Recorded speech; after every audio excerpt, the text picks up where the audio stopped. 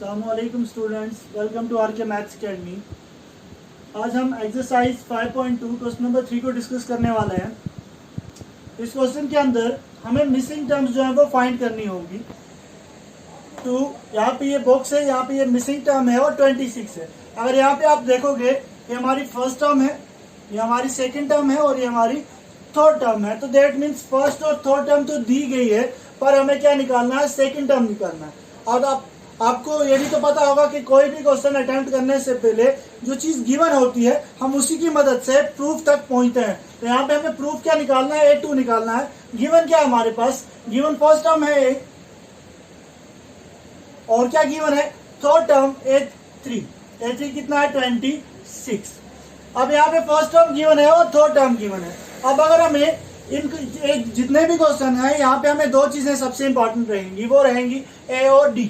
ए तो दिया है, अगर हमें कॉमन डिफरेंस मिल जाए तो हम बहुत आसानी से इस क्वेश्चन को अटेम्प्ट कर सकते हैं। तो यहाँ पे ये A3 दिया हुआ है, A3 कितना है, 26। इस A3 की मदद से हम क्या करेंगे, D को निकालेंगे। अब यहाँ पे an का फॉर्मूला यूज कर लेता हूँ, an equals to a plus n minus 1 into D. यहाँ पे A3 है तो n की जगह आप जब 3 रिप्लेस करोगे, A3 इक्वल्स टू a कितना दिया गया है, 2 plus 3 minus 1 n minus 1, n कितना है, 3। तो 3 माइनस 1 इंटू डी हमें फाइंड करना है।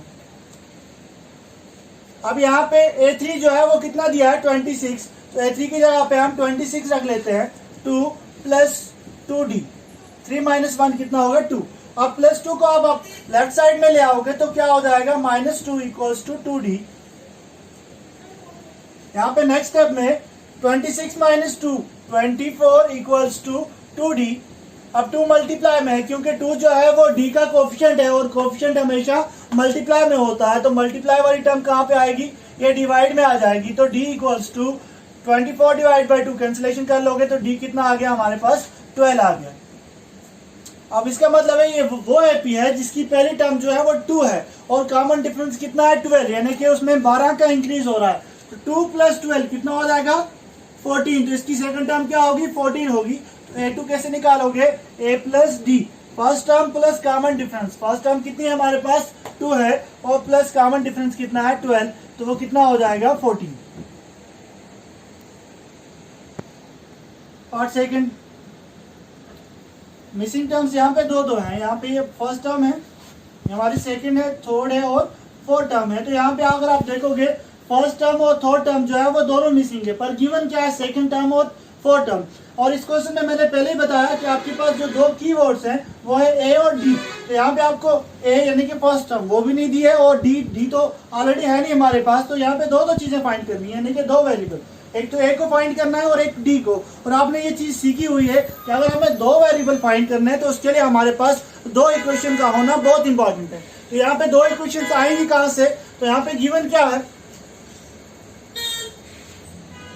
तो यहाँ पे ए सेकंड और ए फोर्थ, यानी कि सेकंड टर्म और फोर्थ टर्म दी है, हम इन्हीं की मदद से ए भी निकालेंगे और डी भी निकालेंगे। तो गिवन हमारे पास ए सेकंड है, तो ए एन का फॉर्मूला आपको पता है किसके बराबर होता है, A plus N minus 1 into D. ये आइडेंटिटी जो है पूरे की पूरी एक्सरसाइज में लगेगी। अब यहाँ पे ए टू किसके बराबर होगा, ए प्लस एन माइनस 1। एन की जगह पे हमने क्या रखा है, 2, तो 2 माइनस 1 इंटू डी। A2 किसके बराबर हो जाएगा, A2 equals to A plus 2 minus 1 D. अब A2 हमें कितना दिया है, 13। तो 13 equals to A plus D के बराबर। ये आ गई हमारी इक्वेशन फर्स्ट। अब इसी तरह से हमें फोर्थ टर्म जो है वो भी दी है, हम इसका इस्तेमाल करेंगे। A4 कितना दिया हुआ है, A4 किसके बराबर होगा, A plus n minus 1। N की जगह पे कितना है, 4, तो 4 माइनस 1 इंटू डी। अब A4 तो दिया है कितना है, 3 equals to A plus 4 minus 1 3d। ये बन गया हमारे पास सेकेंड इक्वेशन। अब यहाँ पे अगर आप इन दो इक्वेशंस को देखोगे तो हमें ये दो इक्वेशन मिल रही हैं और दोनों क्या है, लीनियर इक्वेशन है, linear equation in two variables. और ये वाले ऑलरेडी हमने लीनियर इक्वेशन के चैप्टर में हमने 3 मेथड सीखे हैं जिनकी मदद से हम इनको सॉल्व करेंगे। First method substitution method, second elimination method और थर्ड क्रॉस मल्टीप्लिकेशन मेथड। तीनों में से जो आपको पसंद हो वो वाला मेथड यहाँ पे अप्लाई करो और ए और डी के वैल्यू फाइंड कर लो। तो यहाँ पे हमारे पास फर्स्ट इक्वेशन है 13 equals to A plus D और सेकेंड इक्वेशन क्या है 3 equals to a plus 3d। यहाँ पे मैं एलिमिनेशन मेथड यूज करने वाला हूँ। एलिमिनेशन मेथड में क्या होता है कि दो में से एक वेरिएबल को हम एलिमिनेट कर लेते हैं। अब यहाँ पे देखो कोएफिशिएंट a के सेम है, 1 है 1 है, तो हम यहाँ पे क्या कर लेते हैं, सब्ट्रैक्ट कर लेते हैं। तो यहाँ पे ये a और a कट जाएगा। 13 में से 3 कितना होगा, 10 equals to 3d minus d। अब यहाँ पे देखो प्लस भी है और माइनस भी है, तो साइन बड़ी वाली टर्म का आएगा। 3 में से 1 तो 2d, बड़ा कौन सा है 3, तो माइनस 2d।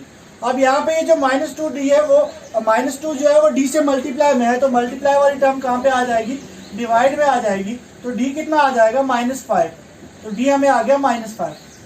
अब क्या चाहिए हमें, a चाहिए। a आप कहाँ से लोगे, आपके पास इक्वेशन फर्स्ट भी है और सेकंड भी है, कहीं पे भी आप पुट कर लो d का वैल्यू, आपको a मिल जाएगा। तो मुझे लगता है कि इक्वेशन फर्स्ट जो है वो बहुत इजी है। हम यहाँ पे d का वैल्यू रख देते हैं, हमें a मिलेगा। तो फ्रॉम इक्वेशन फर्स्ट इक्वेशन क्या है, 13 equals to a plus d कितना है, -5। अब यहाँ पे प्लस माइनस क्या होगा बेटा, माइनस हो जाएगा। और ये -5 को जब हम लेफ्ट साइड में लाएंगे तो ये क्या हो जाएगा बेटा, +5 हो जाएगा इक्वल्स टू a। अब 13 प्लस 5 कितना होगा, 18। तो a कितना आ गया बेटा, 18। तो ये वो AP है जिसकी पहली टर्म जो है वो कितनी है, 18 है। तो अब इसके बाद डिफरेंस कितने का, -5 का, यानी कि इसमें 5 कम हो रहे हैं, खुद ही देख लो। ये 18 है तो 5 कम करेंगे कितना हो जाएगा, 13। इसके बाद थर्ड टर्म क्या होगी, अगर और 5 कम कर दोगे 13 में से 5 तो कितना आ जाएगा, 8 आ जाएगा। तो ये टर्म क्या होगी बेटा, 8 होगी। तो इसका मतलब इसकी फर्स्ट टर्म जो है a1 वो हमें कितना मिल गया बेटा, 18। और इसकी जो थर्ड टर्म होगी, अब थर्ड टर्म कैसे निकालोगे, a सेकेंड प्लस d। अगर फोर्थ निकालनी होगी तो a थर्ड प्लस d, अगर फिफ्थ निकालनी होगी तो a fourth plus d। a third दिया, a सेकेंड दिया है 13 प्लस d। अब d क्या है, -5 है, तो प्लस माइनस माइनस होगा। 13 - 5 कितना होता है, 8 होता है। तो यहाँ पे हमने मिसिंग टर्म्स जो है वो फाइंड कर ली। अब इसके दो पार्ट्स और हैं, वो आप खुद ट्राई करोगे। सिर्फ इसमें ये चीज आपको ध्यान रखनी है, अगर a दिया हुआ है यानी कि फर्स्ट टर्म दी हुई है तो आपको सिर्फ एक इक्वेशन बनानी है, यानी कि उसमें सिर्फ d निकालना है आपको। अगर आपको फर्स्ट टर्म नहीं दी है तो दैट मीन्स आपको दो इक्वेशन बनानी है, a भी निकालना है और d भी निकालना है। अगर आप दो वेरिएबल चाहिए तो दो इक्वेशन बनानी होगी, और अगर एक वेरिएबल चाहिए तो सिर्फ एक ही इक्वेशन बनानी होगी। तो इसके बाद जो दो पार्ट्स है आप खुद उनको ट्राई करो, उसमें आइडेंटिटी जो है वो यही रहेगी। आई होप कि आपको ये वीडियो पसंद आया होगा। खुदा हाफिज।